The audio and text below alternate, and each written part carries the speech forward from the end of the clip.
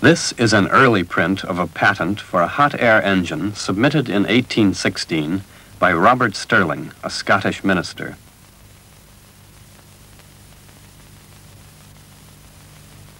Today, with the help of modern materials and with new knowledge of flow and heat transfer phenomena, a highly efficient engine has been developed. But the fundamental principles of the Stirling cycle are unchanged. What then are these principles? At the heart of the engine are the cylinders. In each cylinder, a certain quantity of gas is retained by a piston. Assume that the gas pressure on either side of the piston equals 1 atmosphere. No force on the piston results. With the piston held in position, let the head of the cylinder be heated. Pressure of the gas rises. This force results. Now let the piston be released. It is driven by the expanding gas until the pressure to the left of the piston reverts to 1 atmosphere. If the cylinder head is cooled, the pressure of the gas decreases further. A force is now exerted on the piston in this direction, a force which drives the piston back to its original position. Let us relate this cycle to a PV diagram. We start with this given volume and a pressure of 1 atmosphere. When heat is supplied to the cylinder, the pressure rises. This distance is proportional to the force acting on the piston. When the gas expands, its pressure drops. The force becomes smaller. This area is proportional to the energy delivered by the gas. During cooling, the pressure of the gas in the head becomes lower than 1 atmosphere. The piston driven now to the left delivers yet more energy. The work done in 1 cycle is proportional to the area enclosed by the related curves. This cycle turns heat into mechanical energy. But the power of the simple device considered so far is small, and its efficiency low. The power can be increased by raising the pressure on both sides of the piston to a larger value. In the modern Stirling engine, this may be 100 atmospheres. The forces induced by heating and cooling will increase correspondingly. So will the energy delivered per cycle. To show this on the PV diagram, the pressure scale has to be condensed. Now the cycle starts with a pressure of 100 atmospheres. The area indicating the energy per cycle has increased so much that at the same scale the original area can hardly be seen. So far it has been assumed that the pressure to the right of the piston remains constant throughout the cycle. This doesn't apply in practice. The volume to the right of the piston obviously changes. So does the pressure. However, the pressure is kept reasonably constant by including a cavity known as the buffer space. The power of the cycle has been raised. Now let's turn to the efficiency. As well as the gas, the cylinder wall is alternately heated and cooled. The heat so expanded is wasted, but it can't be neglected as the heat capacity of the cylinder wall is much higher than that of the gas. The genius of Robert Stirling solved the problem with the so-called displacer piston. This piston can drive the gas from one end of the cylinder to the other, hardly demanding energy. This is because the pressures on either side of the piston are almost equal. The cylinder head can now be kept constantly at a high temperature and the other end at a low temperature. The whole cycle can be performed without wasting heat energy on the cylinder wall. First, the gas is displaced to the cylinder head where it is heated. Then the gas is expanded and work is done on the power piston. The gas is driven to the right and therefore cooled.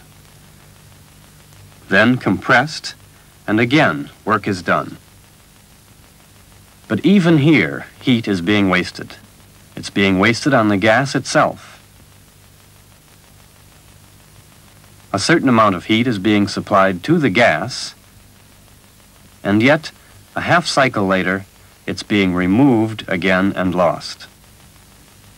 The engine's efficiency could be increased if only this heat could be conserved somewhere to be used later in the cycle.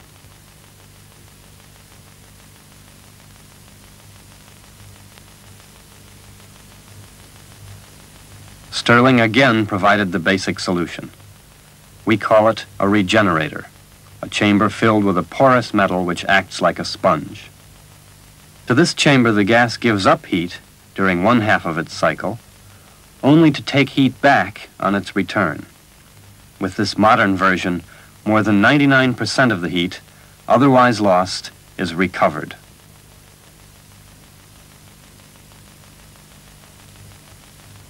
There is now only one essential reason left to supply heat to the cylinder head, which is to compensate for the tendency of the gas to cool during expansion.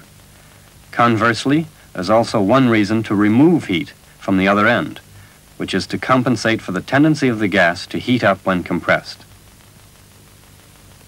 But now, too, the amounts of heat to be supplied and removed are much smaller than before. The efficiency as well as the power of the original Stirling cycle are increased still further by raising the expansion temperature and by using hydrogen or helium as a working gas instead of air.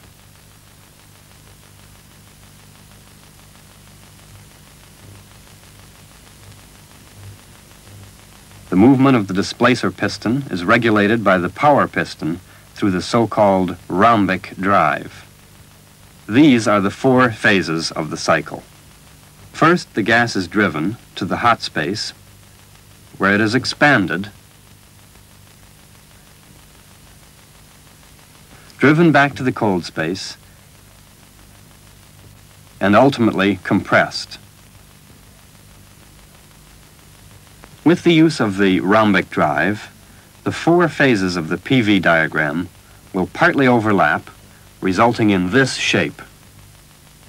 The work done is still proportional to the area enclosed. This is how the rhombic drive is built up. The mechanism comprises two pairs of connecting rods of equal length. One pair is connected with the yoke of the power piston, and the other pair with the yoke of the displacer piston. The yokes are of equal length as well. Due to the symmetrical buildup of the drive, there are no resulting inertia forces in the horizontal direction. Furthermore, the vertical inertia forces, acting in the mechanism, will not be affected by the assumption that the masses of the pistons are concentrated in their respective yokes. If these masses are equal, then the center of gravity of this rhombus will coincide with the geometrical center. The center of gravity is displaced vertically. The inertia forces which result can be compensated by two counterweights, whose combined center of gravity is in counter movement to the center of gravity of the rhombus. The masses of these counterweights can be evaluated so that the center of gravity of the whole system remains static. This means that this single-cylinder hot gas engine is inherently balanced. With this balance, it is possible to run the engine at high speed.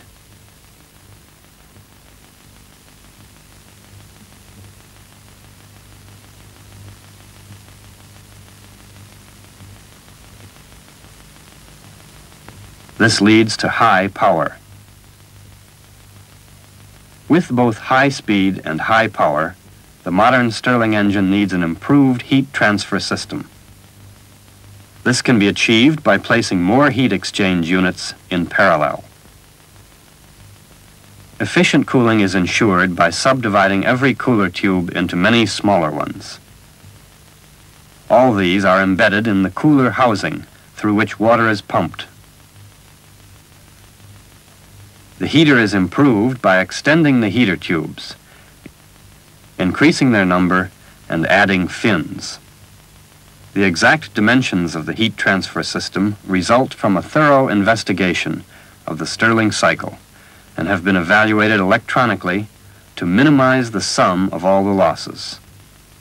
In section, it can be seen how a burner is placed inside the heater.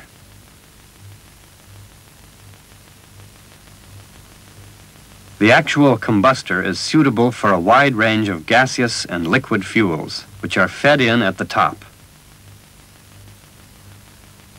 The fuel and air associate to become the hot combustion gases which circulate around the heater tubes. The efficiency is increased by using a preheater. In this, the air is led to the burner against the flow of the combustion gases, absorbing heat from them and thus reducing chimney losses. The heating system, being external, is very flexible indeed and can be adapted to use nuclear or solar energy. This is the end result, a powerful, quietly running engine with a high efficiency, nearly 40%. It has turbine properties inasmuch as it can be completely balanced, and for a model with only 4 cylinders, an extremely steady torque is obtained. The Stirling cycle is